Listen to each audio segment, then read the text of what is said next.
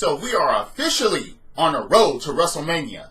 The Raw after the Royal Rumble starts with Burn It Down. Seth Rollins walks out. He talks about not pointing at the WrestleMania sign because he said he wasn't going to do it, but it was one of his dreams to do it. Yes, so he points at the WrestleMania sign because he's going to WrestleMania. He outlasted 29 guys. Well, 28 guys and a woman, Nia Jax. But anyway, Triple H comes out after Rollins gives his little speech, and yeah, this was like a rite of passage or a blessing type of thing. And Triple H almost got emotional. He's like, yeah, it was your dream. It was my dream. All that explanation garbage. And Dean Ambrose comes out. And he's like, okay, what do we have here? Isn't this cute? You know, I believed in you when he didn't believe in you. And Triple H was like, wait, you could have tried to pull the brother best friend thing. And it kind of got like a little dicey a bit. But Ambrose laid it out. He's like, yeah, you can go after Brock Lesnar, you can go after Daniel Bryan, but yeah, after that, yeah, I'm the one that you never beat without J&J security, without Kane. You could never beat me one-on-one fair and square. So how about it? You got some pull around here. Why don't you make a match? Triple H walks away. And he's like, what? You have to ask your daddy-in-law for permission to make the match? The crowd was like, yes, he does. Yes, he does. Triple H was like, get a referee out here. So, we got a match between Ambrose and Rollins actually wins. What? You thought that Rollins was actually going to lose on his road to WrestleMania? No. Nothing was on the line, so not that it would have mattered. But after Rollins wins, he leaves. Ambrose stays in the ring. Past commercial break, he had sitting in a chair. He's going to start talking. And he's like, I want to be serious with you guys for a moment. When I joined WWE, blah, blah. He didn't even get to his punchline because Nia Jax walks out with Tamina. Gets in Dean Ambrose's face and lays some threats to him. But they separate the two, because there's a tag team match that's going to happen to qualify to see who's going to Elimination Chamber for the WWE Women's Tag Team Championship match inside Elimination Chamber. Alright. And Alexa and Mickie James versus Nia and Tamina. And guess who wins that match? Oh wait, they didn't feed us with Alexa of anything else this time? No. Nia Jax and Tamina actually win the match, basically with Nia doing most of the damn work and being most of the threat. So we have Baron Corbin and Kurt Angle going against each other. There was a backstage interview with Kurt Angle, and they were like, are you going to be embarrassed if you lose this time because you were embarrassed that you lost against Drew McIntyre? It was because of Baron Corbin that he's not general manager anymore. And in the match, oh man, Baron Corbin beating Kurt Angle. Oh, Baron Corbin actually got a microphone and was like, yeah, back then you run a gold medal with a broken freaking neck and you were unstoppable, and how is it going to feel with these people when I beat you? And it's going to be terrible, and it is terrible. Baron Corbin beating Kurt Angle, man, oh no, I see a lot of things wrong with that. And not even with the freaking end of days, with the Deep Six? Seriously? After he beats Kurt Angle, he walks away, then he goes back into the ring and then gives Kurt Angle the end of days. And I'm just like, oh man. Oh. That just hurt my heart a bit. Then Balor comes out and he says that he makes no excuses. Brock Lesnar, he said, Brock beat me, and he beat me again. But the reason why Brock Lesnar had to beat me again is because I made Brock Lesnar believe. Yeah, because you would have probably won the Universal Championship if you came out as a demon. But I don't think that Brock Lesnar was scheduled to lose the Universal Championship anyway. He said he has his head held high. And Bobby Lashley and Lio Rush come out. Lio Rush said that he wouldn't stand a chance against Bobby Lashley. Bobby Lashley is bigger, more powerful, and faster than Brock Lesnar ever was. He wouldn't stand a chance against Lashley, huh? And Finn Balor was like, I lasted longer against Brock Lesnar than you did in the Royal Rumble because Bobby Lashley was eliminated in 12 seconds by Seth Rollins. Of course, that's all fact. But Bobby Lashley attacks Finn Balor anyway. Just kept jumping him and spine busting and spine busting and spine busting. So, Balor gets laid out. The Revival against Kurt Hawkins and Zack Ryder. And thank goodness that the Revival actually won this match.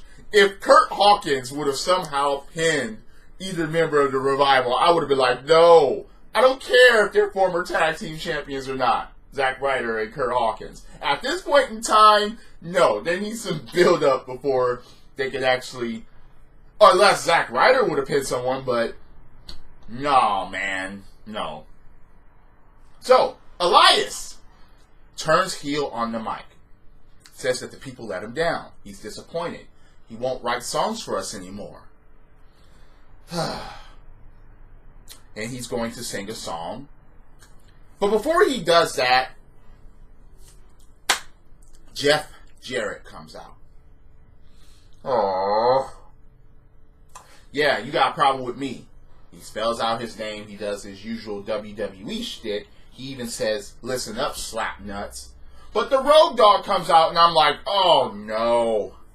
Listen, ladies and gentlemen, I hated when he was the roadie with Jeff Jarrett. I hated that in the 90s. I'm sorry. I hated Jeff Jarrett. Still hate Jeff Jarrett. I still hate the Road Dogg. I hate these guys. And then they have the nerve to sing Here With My Baby Tonight. I'm like, no! No!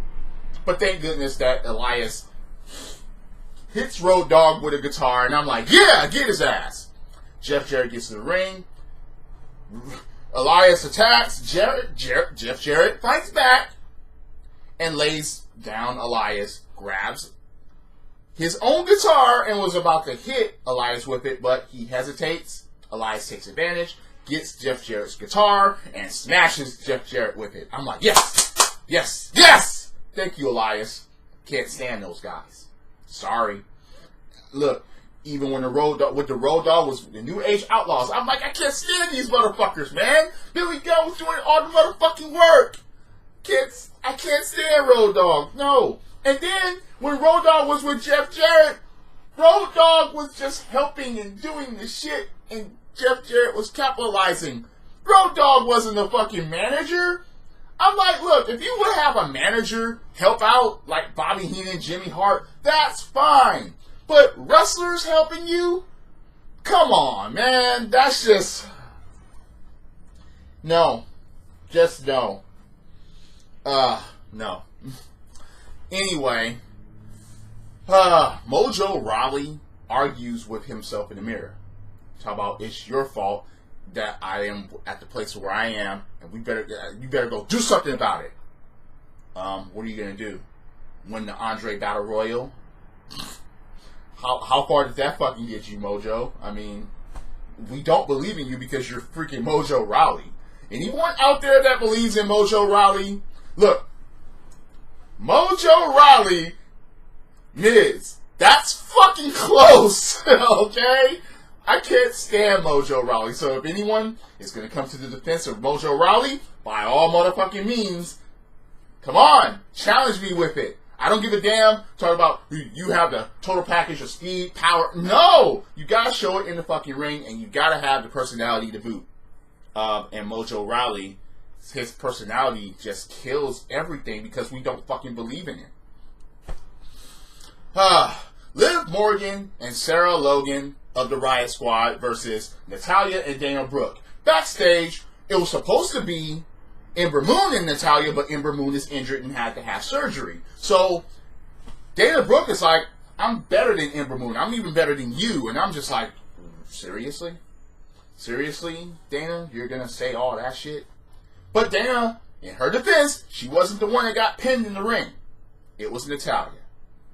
So Sarah Logan and Liv Morgan actually advance in this damn Elimination Chamber stuff to win those belts. Ronda Rousey comes out and was supposed to issue out an open challenge, but she could barely get a word off because of the crowd booing her. Becky chants. They wouldn't let her talk. And she was saying gibberish anyway about Sasha Banks and whatever. So Bayley comes out and ends the misery, and she accepts the challenge, and she's like, hey, you look like you want to fight, let's have a match now. And in a pretty okay match, for Ronda Rousey's sake, Ronda Rousey actually makes Bayley tap out. After that, she even helps her up. Ronda helps up Bayley. And then Becky actually comes out, and she hits the ring, and, she limps because she's, she got herself messed up during the Rumble and all that with her leg and all. She said, I told you I would find a way to you back on Raw. Yeah, I remember when I was making you tap out, but you never came looking for me. Wait a second. Didn't she push you off a ladder and cost you your championship?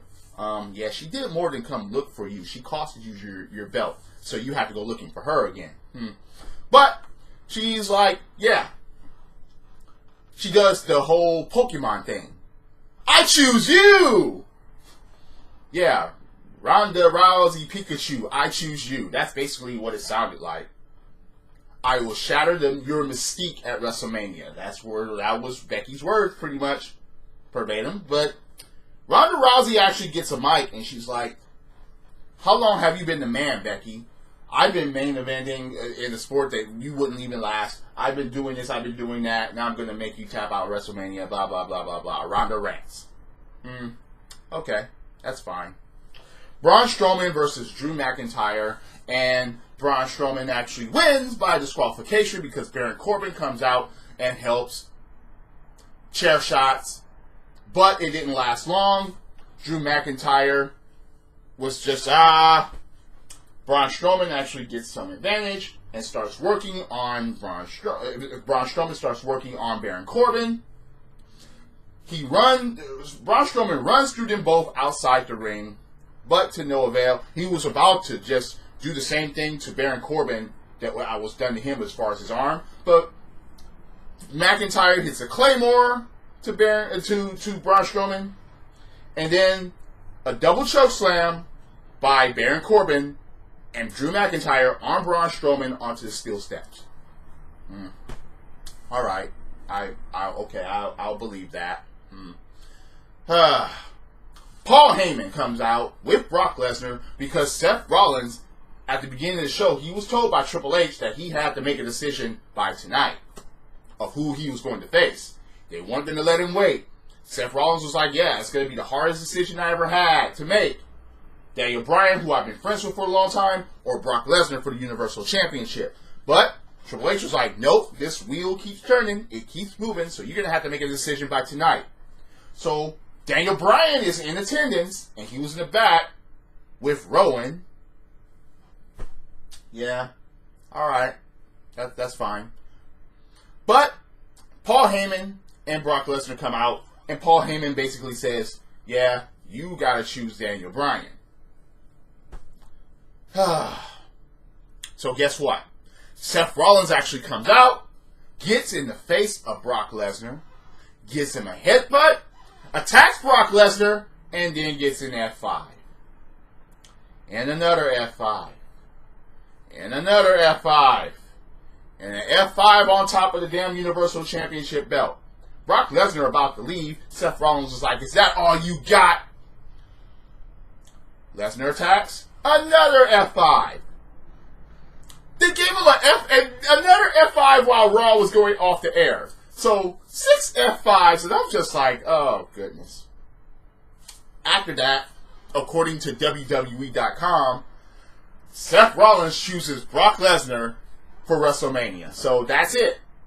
That's Raw, and I'm like, alright, we got the road to WrestleMania intact. We got the 2 main events for the men and the women's side. We got the tag team championship tournament for the women. That's going now as far as who's going to qualify. We got Baron Corbin trying to be a player in this industry now by beating Kurt Angle and attacking Braun Strowman. So Braun Strowman is basically out of the title picture. Goodness, that's just... Anyway. At least the Revival got a win. That's just one of the most positive things. Oh, and Jeff Jarrett and Road Dogg being smashed by guitars by Elias. That's a positive thing too. But, anyway, do you think my assessment of the show is full of shit? You think my assessment is full of shit? You think my opinion is full of shit? If you're on YouTube, please comment below. Hit that like button, hit subscribe, ring that bell for notifications. If you're on Spreaker.com or on Apple's iTunes, once again, thank you for joining along. Oh, this road to WrestleMania is going to be a lot different from all the fucked up roads of before. Anyone looking forward to Brock Lesnar defending the Universal Championship at WrestleMania? Ronda Rousey being challenged by Becky Lynch. Even though Becky Lynch tapped out the Asuka, now you want to go against Ronda Rousey. Alright. Yeah, Becky! But that transition kind of doesn't make any sense. Yes, you want to get Ronda, but you just couldn't beat Asuka, the one that said that never beat you one-on-one, and then she did, and now you're going to go challenge Ronda Rousey on Raw. Okay. Fine. Drop kicks, body slams, throw motherfuckers over the top rope, both feet hitting the floor. Yes, I'm a wrestling fan. This is the theme, and the theme is go. Credits.